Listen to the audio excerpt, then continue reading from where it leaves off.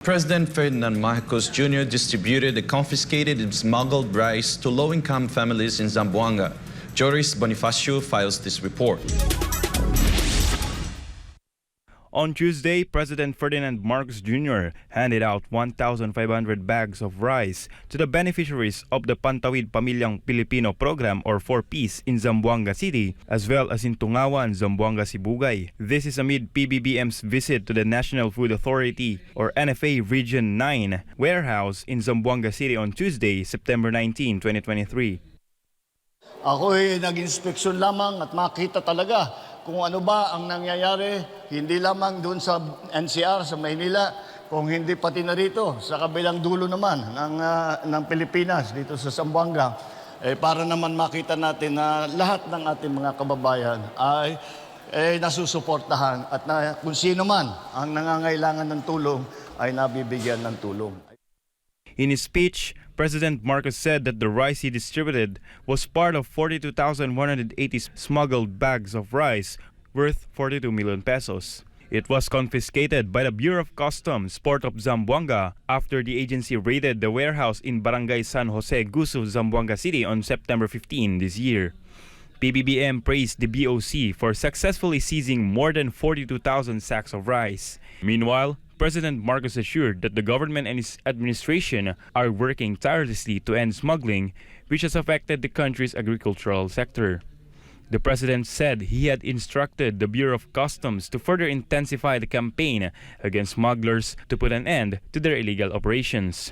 The chief executive maintained that the government followed due process in confiscating smuggled items by giving the respondents a 15-day notice to hit their side. Ginawa namin ang proseso na ganito ay sasabihin doon sa nagpasok, magpaliwanag kayo, saan galing yan? Saan kayo nagbayad ng taripa? Saan kayo nagbayad ng tax ninyo? Saan kayo lahat ng mga pangangailangan dokumento? Natapos na po ang 15 days, hindi po sila makasagot. Kaya kinuha na ng gobyerno, kinuha na ng customs at ginawang donation sa DSWD at gagawing donation ng DSWD at ng gobyerno sa inyo.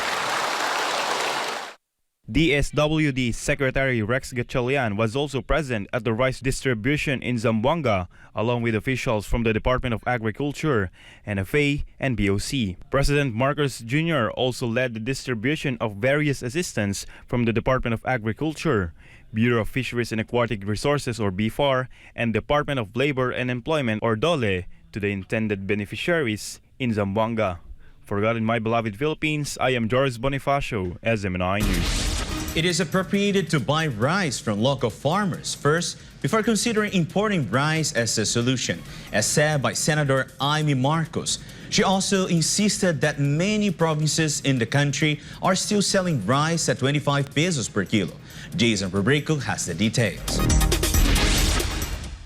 Senator Amy Marcos believes it is better to buy rice from local farmers right now. She said many of the provinces in the country sell rice at 25 pesos per kilo. Senator Marcos said the National Food Authority should buy them first before considering importation as a solution.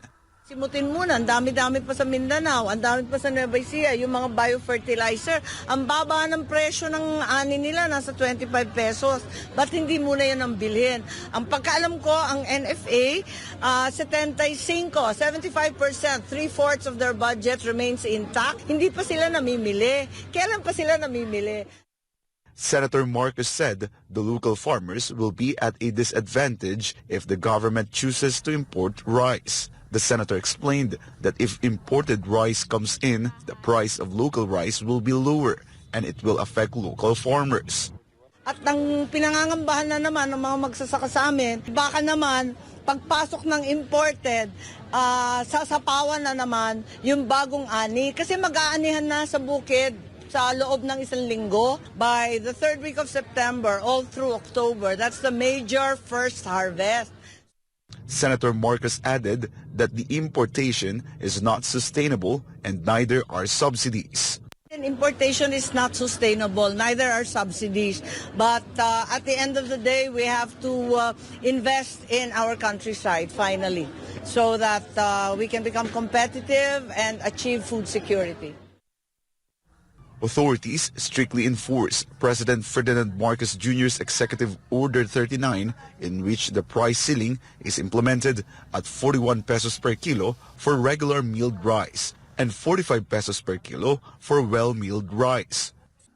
The government has already distributed financial assistance to the affected rice retailers. For God and my beloved Philippines, I am Jason Rubrico, SM9 News. A homegrown motorcycle ride-hailing company has committed to support the Philippine government's program to boost employment. MJ Modehar, tell us more. The cooperation between the government and the private sector in creating jobs for Filipinos continues. And one of the key players in this effort is the homegrown motorcycle ride-hailing company, Angkas. George Royeca, CEO of Angkas, said that the company is dedicated to providing more jobs for Filipinos. But how? They plan to turn many Filipinos into nanopreneurs. This is one of the initiatives pushed by President Bongbong Marcos, Royeca said during the recent ASEAN Summit in Indonesia. Isa pong agenda dun sa ASEAN Summit is yung tinatawag po ng presidente na nanopreneur. At ito po ay mas maliit sa micro-entrepreneur at I think represents a large number of our workforce. Angkas riders qualify as nanopreneurs because they use motorcycles for their livelihood. This aligns with President BBM's goal of providing decent jobs for many Filipinos through the Motorcycle Micro-Business Program. And Angkas is committed to collaborating with the government on this initiative. We hope to provide or create an ecosystem that legitimizes ang tinatawag nating nanopreneur or informal sector para talagang mabigyan, ma-empower po natin a large portion of our population. The company aims to convert 18 million motorcycle owners into nanopreneurs and improve earnings from motorcycle taxis. Based on latest data, Angkas already has over 28,000 partner riders in various parts in the Philippines, including Metro Manila, Greater Manila Area, Metro Cebu, and Cagayan de Oro. The company plans to continue its collaboration with the government, especially in the full legalization of motorcycle taxis in the Philippines. They're actively contributing inputs to the forthcoming legislation.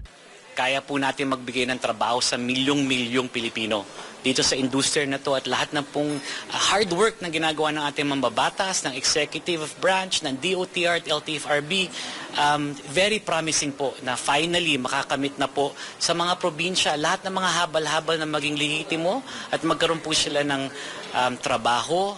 Motorcycle taxi operations in the Philippines are still in a pilot program. For Ganamabal of Philippines, MJ Mondehar, SM9 News.